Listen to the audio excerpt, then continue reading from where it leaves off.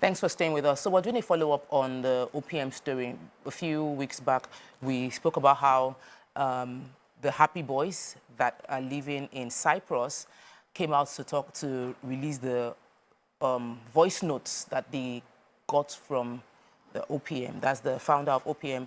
And he was the one that was supposed to sponsor them to Cyprus, pay their expenses, and he said he didn't have money.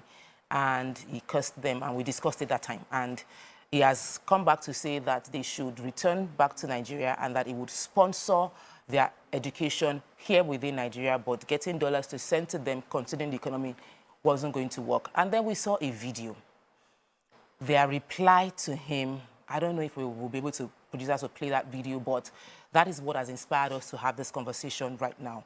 So we're asking the question that, have you ever been in the position where your good deed is now being perceived as evil, you know, and you are being repaid with unwholesome acts for what you meant to be a good action to the person? You can join our conversation by calling us on 081-076-41679, or you can call us on 090-241-63440. Tweet to us as well. Or is it X to us? Or thread to us? You know, now we don't even know which way you're going to reach out to us. So let's, I'm told we can watch the video. I would like us to watch the video now. You don't pay enough flight. You know, they come like that. See, they you up here. Come on, buddy. You don't fly for airport. Up here. You don't fly. Come on, buddy. You don't joke. No, man. So you can see that video, and you can, like, I remember when we had this conversation, Mariam, and you dropped major wisdom, something that stayed with me about the fact that when people are meant to go through an experience and you don't let them go through the experience, you know. So how do we define, this man was being kind, he was being generous, he was being supportive, that these talented people shouldn't be punished this way, they shouldn't lose their job and then they're out. And now what he meant as good is now being attacked on social media, and the boys are making a mockery of him. Wow. I think it's a lesson for all of us. It's a lesson for OPM, the founder, and a lesson for all of us, you know, adults, children, young people, that sometimes people will take our gifts and they would throw it in our faces. That's why sometimes we hear people say, you know, just do good and move forward, because you're not doing it for that person. You're just doing it because that is who you are and that's what you believe in. You believe in doing a good deed. You believe in kindness. And your reward is not with people. It's not with the person that you're giving, that showing that kindness towards. So I think that is a lesson we need to learn, to have very little or no expectations of any return on your kindness from the people that you have shown kindness. It's also a lesson that we should learn about how we approach issues, especially when it has to do with someone who has committed a crime or someone who has done something wrong, and how we insert ourselves in situations like that. We should not insert ourselves in situations in such a way to make a point, to prove to someone else, because you reap, you know, what you sow. In that case, we remember the story. These boys were security officials at a food place, and they were dancing while on duty. According to that establishment, it was not proper behavior, and they were going to be punished for that. Although it went, like everything these days, it went viral and people enjoyed the dancing, but it did not look good for that establishment, and they were going to punish it. And the founder of OPM intervened in such a way that at that time, what I thought he was doing was trying to stick it to the establishment. Oh, you think you can throw them out? I will show you that I can do better than you. And instead of those boys learning the lesson of how to behave and conduct themselves well, they were given a larger platform to misbehave. So that misbehavior that they did in a small food establishment within Nigeria, they have taken it internationally, and now the whole world is watching them. The sad thing is, the person, the people, or the group of people that are losing is them. The founder has done his job. We can see what he tried to do, and God will bless him for what he tried to do. But these boys are just going down the drain. You have embarrassed yourself now. People would know never to deal with you. And I do not know exactly what those boys are doing there. There's no how that those boys are in school, because some form of that education would have entered their brain. They would have learned some common sense on how to handle issues. Yes, I'm not sure they're in school. Because you have to deal with lecturers, you'll have to deal, and you would have learned in dealing with people in school how to conduct yourself. These boys are just wild and out, so rude, you know. And these are some of the things that we praise these days. We see someone on social media talking smack about people, and we're like, yes, violence. Violence will take you nowhere. At all. Absolutely. So the issue between Go ahead. So the issue between, these Happie Boys and their benefactor is very dicey, and I think we should actually analyze it with caution. I believe that both parties have their fair shares of the blame. So for the pastor, I want to believe that he likes to embark on white elephant projects. Maybe to prove a point, just like you said, because this is not the first time he's actually embarking on this kind of project. We have the story of the late Deborah that he helped. He helped her parents. He promised them a whole estate. He promised them a whole estate while trying to get them to not mourn over their child.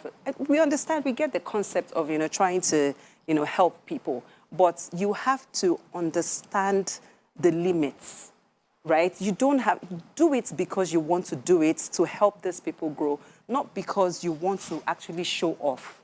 Because that's what it comes across as to me sometimes when I look at the project. And then this same family actually came out to say, oh, we didn't get an estate as promised by Papa OPM. He rented an apartment for us.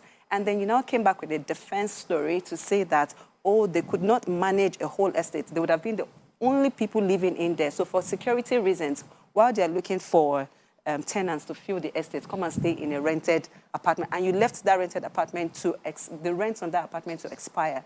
So that gives me a sense of the kind of projects that he likes to embark on. Because for these boys, why send them to Cyprus? These are people that are not even exposed yet. There are local universities that you could have enrolled them in, and they could have been under proper supervision, to ensure that they're actually acquiring the skills that they need to acquire to function better as, real individuals of the society. So I'm surprised that, well, maybe I'm not too surprised that he's getting this backlash because he should have actually done the proper thing. And for the boys, we do not know the process that they had actually taken to reach out to the man to say our rent has expired or we don't have money until they came to social media. But there are other ways of resolving issues like this instead of just jumping on social media. Show us their character. Exactly. Don't worry. We know who they are. Absolutely. Let's take a quick break. When we come back, I want to hear from Ronke. Stay with us, we'll be right back. Thanks for staying with us. We're discussing the idea of your good deed being perceived as evil. We're discussing the idea of entitlement. We're discussing the idea of rude behavior from the Happie Boys to OPM, someone who did them a favor. And I've been waiting to hear Ronke's perspective on this. Thank you so much, Tokwe. So I saw the video this morning and I was troubled because it's only normal when I get to heaven, I'd like to ask God how he was able to cope with us, because, it's in our nature to do things like that sometimes. But I'm wondering, when the pastor saw the video of those boys and his heart went out to them, maybe if he was objective, this might not have happened, because so many times we want to do good things, but we lack objectivity. It's all emotions, and truly emotions will just take you high up there and then you're going to fall flat, which is almost what we're seeing now. So I feel like, to answer your question, Tokwe, most times good deeds come back, in a bad way if there's no process, if there's no structure. So for starters, these boys, maybe what they needed was not school at that time.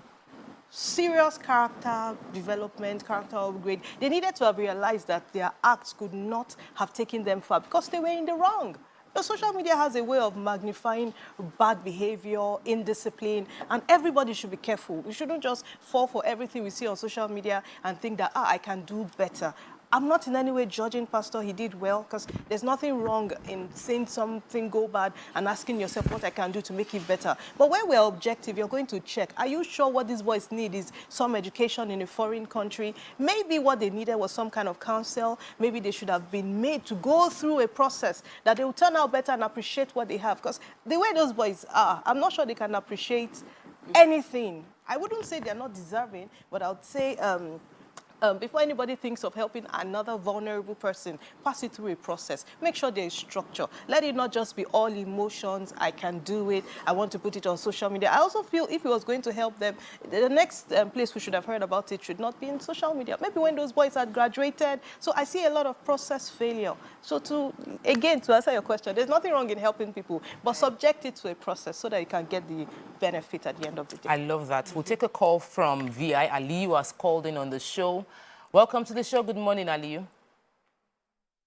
Thank you very much for the good work you ladies do every morning. This is the first time I'm calling. Welcome to the show. Welcome. Thank you so much. Okay, so yeah, I saw the video, I think last night on social media, and I think I read the previous stories around this boy. So, I'll just make 3 points. So the first point is, I'm a little bit older now, but this generation, Gen Z, do a lot of things hiding behind the keyboard of social media. So what somebody is not going to be able to tell you face to face, they are emboldened to do it on Twitter, on Facebook, on YouTube videos, you know, rudeness, general rudeness, because of the anonymity that social media sometimes brings. If it doesn't give you anonymity, it gives you distance. So you can talk to someone that cannot reach you physically or face to face, and then, you know, you can say a lot of things that you wouldn't say physically if you were with the person. So these boys may not say this to OPM if they were in the same room with him. That's the first point I'm making. The second point I'm making is from the point of OPM. Just like most of us, like me, for example, Apostle Paul said, I know how to abase and how to abound. Yeah. So personally, I mean, I've been in want, in lack, and sometimes I've also had more than enough. Now, what I realize is that once people notice that you have more than enough, they tend to push a lot of their personal responsibilities on you. Someone has sent me a message recently, a lady that she needs 40 million naira and so on and so forth. And I'm like, you need 40 million naira? Even if I had 40 million naira, I'm not even giving my wife that kind of money. I'm not sure. So before we make me speak to you, you know, that kind of thing, and so on and so forth. So the answer to that is when you have a little bit more than enough, you can't help everybody. Just help in a measured manner. I listened to a Pastor Samate message some time back. He said, by the time you begin to carry everybody's load on your shoulder, you are not El Shaddai. You will eventually die yourself. So you can give only 1,000 and still be able to fend for yourself and your family. Just give the 1,000 or give the 2,000, not the 40 million that somebody is asking for. You understand what I'm saying?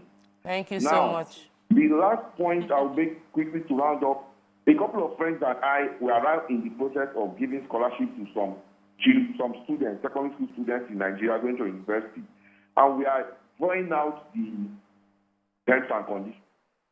Yes.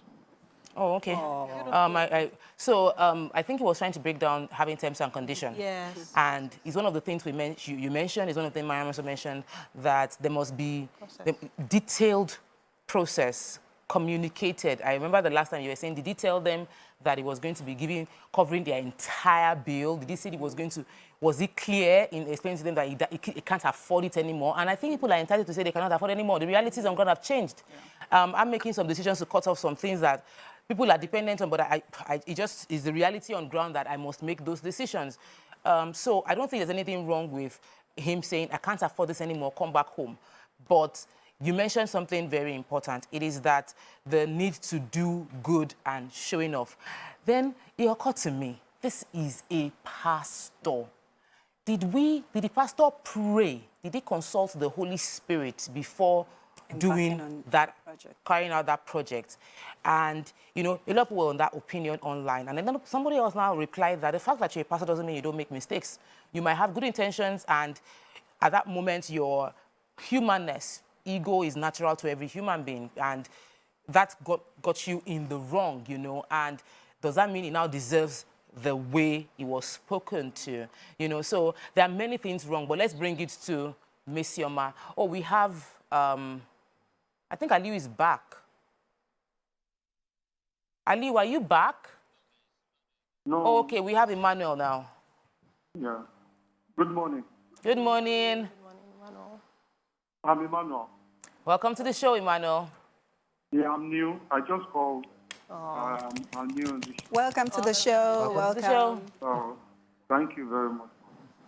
Yeah, concerning the conversation, what the Happie Boyz did was a very wrong attitude. Because number one, concerning that, for OPM to help them out, at least they should appreciate. That is the number one thing. And once someone is being treated very wrong in taking a decision in what someone did or someone do for you, like helping you out, at least for them to take you guys to Cyprus, to help you guys out, you know, to study, at least there should be a little appreciation.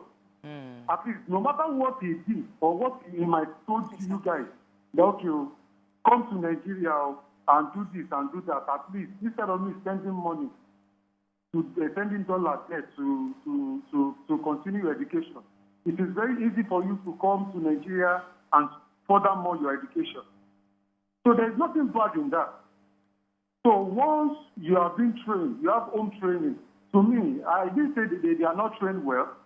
But once you have been trained and you have home training, no matter how, so there should be the home training will always be with you, and it will always move. No matter where you are, no matter where you've been or you find yourself. Thank you, Emmanuel. So obviously, the idea of home training simply means manners. It's just, you know, we're supposed to learn manners from our home, you know, and then if they didn't catch you at home, you will learn it in school. And then if you don't catch it at home and in school, then the society would insult you for not getting what you should have gotten.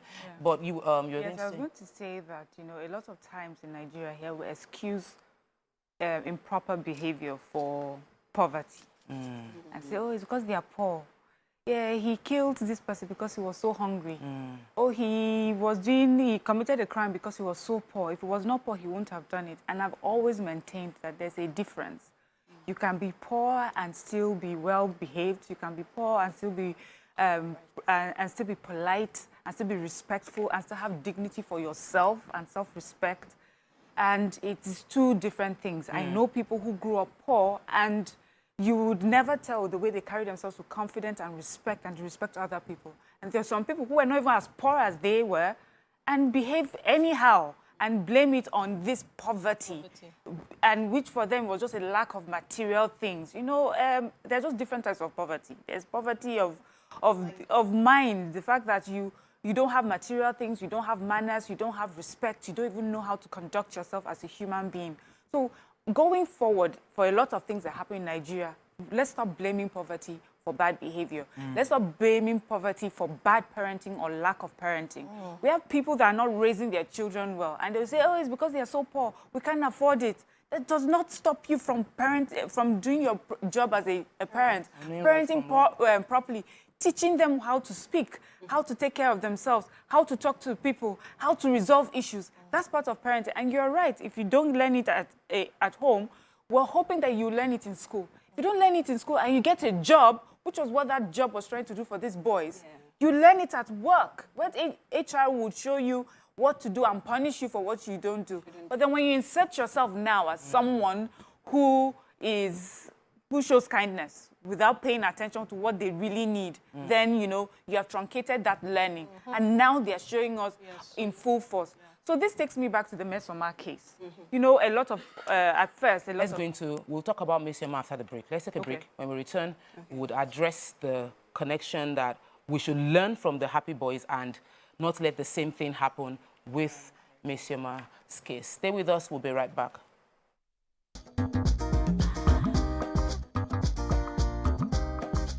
Stay tuned. Your View will be right back.